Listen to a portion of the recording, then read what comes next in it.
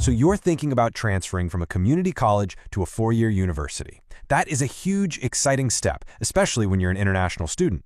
I know it can feel, well, really complicated, but it doesn't have to be. Over the next few minutes, we're going to lay out a simple, super clear roadmap to help you make this transfer a total success. Right now, you're probably feeling a mix of things, right? On one hand, you're excited about the future, but on the other, there are applications, credits, visas. It feels like a lot to juggle. But hey, don't worry. The key is just to break it all down, and we're going to show you exactly how to do that. You know, the secret to making this manageable isn't a longer to-do list. It's actually a smarter way of looking at the whole thing. We're going to take this process that feels all tangled up and split it into two simple parallel tracks. You can manage them side by side, and trust me, this little shift in perspective makes everything so much clearer. Okay, so here's the core idea. These two tracks are going to be our guide. One is all about the getting in part, and the other is all about the legal stuff, your student status. So, over on the left, we've got track 1, your academic and admissions journey. This is all the stuff you'd expect. Grades, applications, picking schools, basically everything you need to do to get that acceptance letter. Then, on the right, you've got track 2, your F1 immigration status. This is the legal side, the paperwork, the rules, the timing. To be successful, you have to nail both of these tracks, and we'll show you how they work together. But before we dive any deeper, let's introduce a key player in your story, the DSO, or Designated School Official. Think of this person as your go-to guide, your expert resource at your school's International Student Office. You have one now, and you'll have one at your new school. Just remember that name, DSO, because they are absolutely central to this whole process, especially for Track 2. All right, let's kick things off with track 1. This is all about the academic side of things. Planning, preparing, and showing your dream schools the best version of yourself.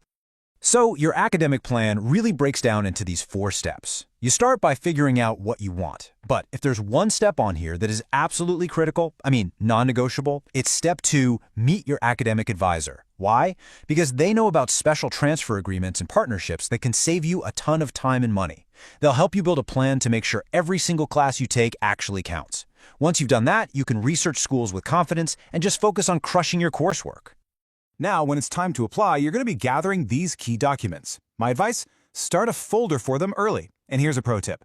For English proficiency, don't just assume you need to take another test. A lot of universities will actually waive that requirement if you've completed certain English classes at a U.S. community college. That can be a huge time and money saver, so definitely make sure you ask about it. Okay, let's switch gears and jump over to track 2. So imagine you've sent in all your applications, and you get that acceptance letter. First of all, congratulations. That is an amazing moment. That acceptance letter is the starting pistol. It's the official trigger that kicks off your F1 immigration transfer process. I know this looks like a lot of steps and it can seem a little intimidating, but trust me, it's a very logical, step-by-step process. It all starts with that acceptance letter. You'll take that letter to your current DSO to get the ball rolling. They'll handle the behind-the-scenes stuff, like electronically transferring your record. Your main job is to get a transfer out request submitted, wait for the new I-20 from your university, and then, this is important, check in with their DSO when you arrive. Just follow the steps, and it's actually pretty smooth. So, the most important moment in that whole timeline is something called the SEVIS release date. Think of it like the official handoff. It's the exact day your F1 record digitally moves from your community college's system to your new university system. You, your current DSO, and your new DSO will all agree on this specific date. Now, there are a few rules here that are absolutely non-negotiable. You have to stay enrolled full-time right up until that release date, and your new program has to start within 5 months. The good news? Your visa stamp and your passport is still good to go. But the biggest rule of all, the one I really want you to remember, is this. If you're even thinking about traveling internationally during this transfer period, you must talk to your DSO first. Don't skip that conversation. Okay, let's talk about a huge piece of this puzzle, the money. Figuring out the finances is a big deal.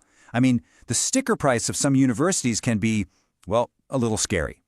But the good news is there's actually a surprising amount of financial support out there for international transfer students, if you just know where to look. You might be surprised to see how many top-tier universities offer really generous aid to international students. We're talking about schools like Harvard, Yale, and NYU. They are actively looking for talented international students and are willing to help fund their education. It's a real commitment that you'll find at many great schools. Let's look at a real-world example to see just how big of a difference this can make. Take a school like Northwestern. You might see that tuition of almost $70,000 and think, no way. But hold on. When you look at their average scholarship award for students, it's over $39,000. That cuts the actual cost by more than half. This is exactly why you have to research beyond that first sticker price. So, how do you get in on that? How do you become a top candidate for these big scholarships? Well, the formula is pretty clear. First, you've got to maintain a strong GPA. For the really competitive awards, you're often looking at a 3.5 or higher. And second, make sure your application doesn't just talk about your grades. Highlight your leadership skills and any community involvement. Schools want to see the whole person.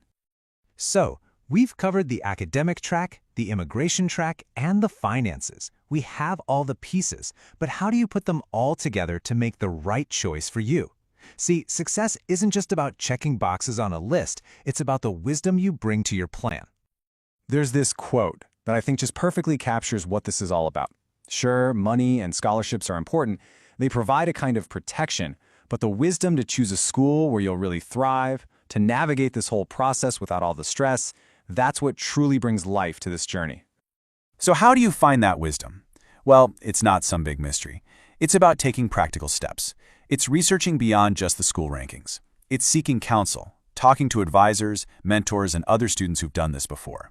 It's staying organized with a clear timeline. And maybe most importantly, it's being flexible enough to adapt your plan as you learn new things. Here's a simple little mantra you can use to help guide your final choice. Affinity, ability, and availability. Affinity, do you actually vibe with the school's culture? Do you feel a connection? Ability, does it align with your academic strengths? And availability, do they have the specific resources and support systems that you need to succeed? It's a powerful 3-point check for any school you're considering. And finally, I just want you to remember this. You are not alone in this, not at all. Your academic advisors, your DSOs, they are all there because they want you to succeed. This is a team effort. And when you lean on your support system, everybody achieves more. So the path is laid out for you. You have the 2-track framework, you know the steps, and you know who to ask for help. The confusion is gone. Now there's only one question left to answer.